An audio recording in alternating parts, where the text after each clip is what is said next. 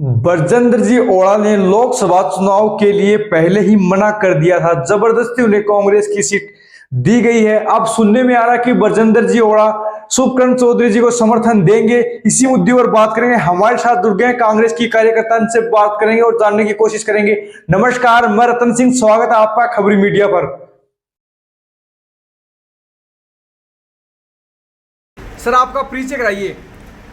मैं मोहर सिंह सोलाना, हाँ, तो क्या पूर्व ब्लॉक अध्यक्ष कांग्रेस झुंझुनू से और पूर्व जिला परिषद सदस्य भी रहा हूँ, सरपंच भी रहा हूँ, छात्र जीवन से राजनीति में रहा हूँ और कांग्रेस से जुड़ा। तो कैसा माहौल चल रहा है झुंझुनू में कांग्रेस का? इस वक्त जो चुनाव चला है, जब से मैं क्षेत्र में काफ़ी जगह गया हूँ, लोकसभा झुंझुनू के क्षेत्र में, तो यहाँ कांग्रेस का बहुत अच्छा माहौल बना हुआ है और कांग्रेस के प्रति लोगों का बहुत बड़ा रुझान है।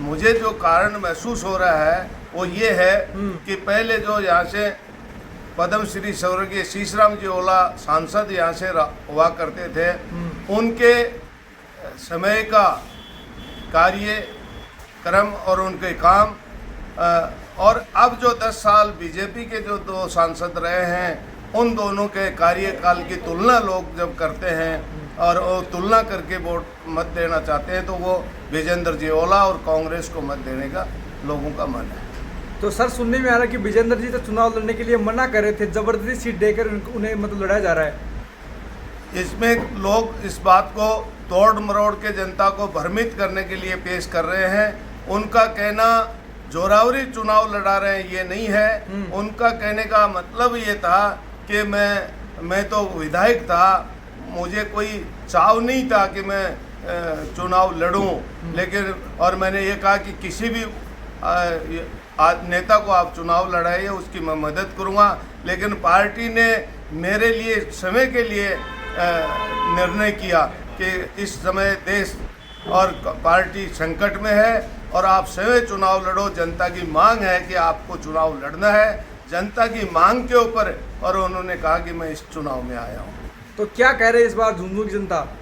झुंझुनू की जनता शीशराम जी ओला के सांसद के कार्यकाल को याद करते हुए, हाँ, और बीजेपी के झूठ, मोदी जी के झूठ, पाखंड को उनके सामने आ गई, उसकी पोल खुल गई, तो उसके मोदी जी के विरुद्ध, और इनके 2 सांसद हैं, उनकी कोई गांव में, किसी ढाणी में, किसी शहर में कोई एंट्री नहीं है, कोई विकास का एक भी काम 10 साल में उनके नाम से नहीं है। तो वो समझ गए कि बीजेपी वो नया आदमी लाती है और वो पहले वाले के लिए कहते हैं पहले वाले ने नहीं काम किया, अब की बार मैं करूँगा।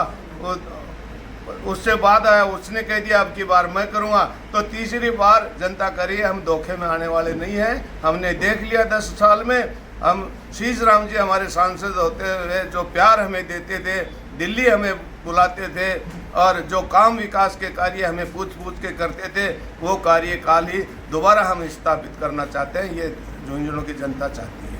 सर, मोदी जी की लहर बताई जा रही है, मतलब हिंदू राष्ट्र बनाने की बात हो रही है, तो इस पर आप क्या कहना चाहोगे? देखो, मैं 2014 के चुनाव में भी इस क्षेत्र में घुमा हूँ, उस वक्त भी मैंने महसूस किया है। 2019 के चुनाव में तो आप ये मानो कि बहुत ही ज़्यादा अगर हम बोलते थे तो लोग हमें देशद्रोही की नज़र से देखते थे, हमें जैसे हम कोई पाकिस्तानी हो उस नज़र से देखते थे। ऐसा माहौल इस देश में बना दिया गया था। लेकिन अब की बार मैंने कहीं भी किसी से भी मोदी लहर होने की बात नहीं सुनी है, न कोई मोदी लहर है, न मोदी लहर की कोई बात करता है। मोदी की सारी झूठ की पोलें खुल गई हैं और लोग यही कहते हैं कि मोदी की झूठ की पोल खुल गई है, हम झांसे में आने वाले नहीं हैं। अग्निवीर बना दिए। इस जिले के, इस क्षेत्र की जो मुख्य फौज की नौकरी थी, जिसमें लोग अफसर बन के आते थे, उनका अग्निवीर बना दिया। तो यहाँ का नौजवान भी अब की बार खार खाए बैठा है, इनके चक्कर में आने वाला नहीं है।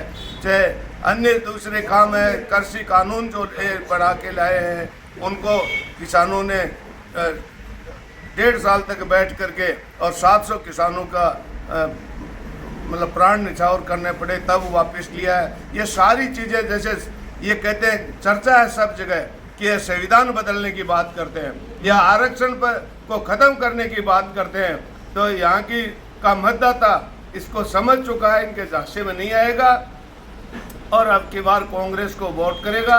और कांग्रेस का यहाँ का सांसद है कांग्रेस का, वो 2 लाख वोटों से अधिक से यहाँ से जीतेगा, ये सबका। इस वीडियो के माध्यम से झुंझुनू की जनता को क्या संदेश देना चाहोगे सर?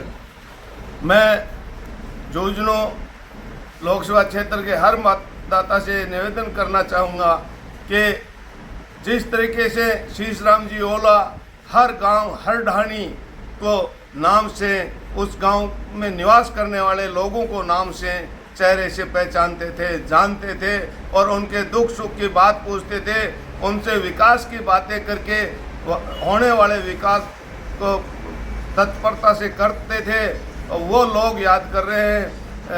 अपने को उसी स्थिति को वापस लाने के लिए कि हमारा गांव और ढाणियों को पहचानने वाला पूरे क्षेत्र को, उसका बेटा जो आज कांग्रेस का उम्मीदवार है विजेंद्र जी, वो जानता है, उन लोगों को सबको पहचानता है और उसी तरह सिर्फ विकास की बातें करते हैं। विकास से अलावा न किसी जाति पर टिप्पणी करते हैं, न किसी धर्म पर टिप्पणी करते हैं, न किसी व्यक्ति पर टिप्पणी करते हैं, केवल विकास की ही बात करते हैं, विकास का ही सोच रखते हैं। मैं निवेदन करना चाहूँगा कि ऐसे सांसद अपने बनाएं ताकि अपना जिला जैसे पहले अग्रणी रहा है पूरे प्रदेश में, उसी प्रकार से पुनः अग्रणी जिला रहे राजस्थान में।